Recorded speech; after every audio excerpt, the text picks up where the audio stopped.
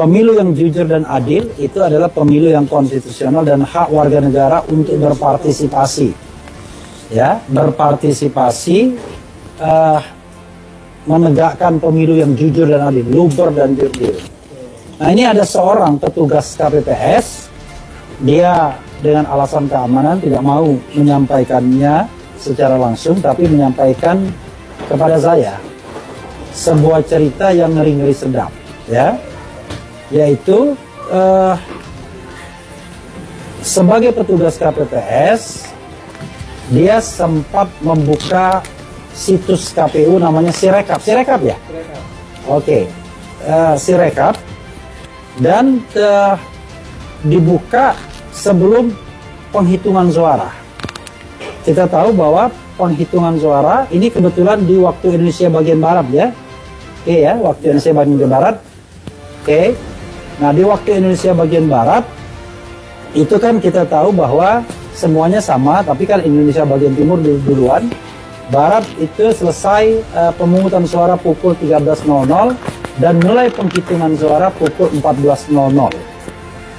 Ternyata ketika yang bersangkutan membuka situs KPU yang namanya Sirekap, ya,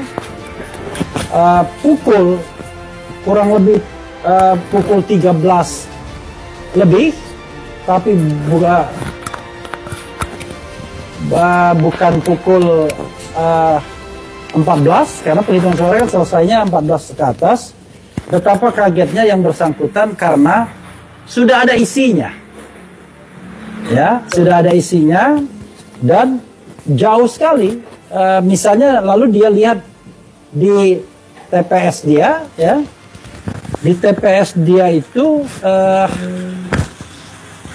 jumlah ya yang nyoblos itu ya kurang lebih 294. Kemudian dari itu salah satu paslon itu mendapatkan tambahan luar biasa. Aslinya berapa tadi aslinya? Sorry, dia mendapatkan 700, padahal aslinya cuma 200, ya, 217. Jadi aslinya 217, tapi ternyata di situs yang dibuka itu sudah tercantum salah satu paslon 700, bayangkan. Dan ternyata tidak hanya di TPS-nya, petugas ini melihat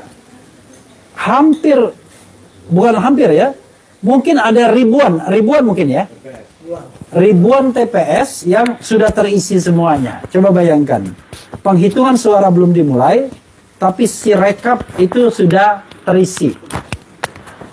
Saudara sekalian, kita sedang menghadapi sebuah, apa ya, kalau dengan sedih saya mengatakan, sebuah pemilu yang benar-benar tidak bisa dipertanggungjawabkan hasilnya. Coba bayangkan, penghitungan suara belum dilakukan karena baru akan dimulai pukul 14.00, tapi tiba-tiba di situ sudah terisi semua. Bayangkan, makanya saya kemudian membayangkan, ya, kalau ada terlibat katakanlah sebuah struktur, sebuah jaringan, maka tadi sudah bisa terisi sebelumnya dan sudah ditentukan berapa persentase dan lain sebagainya.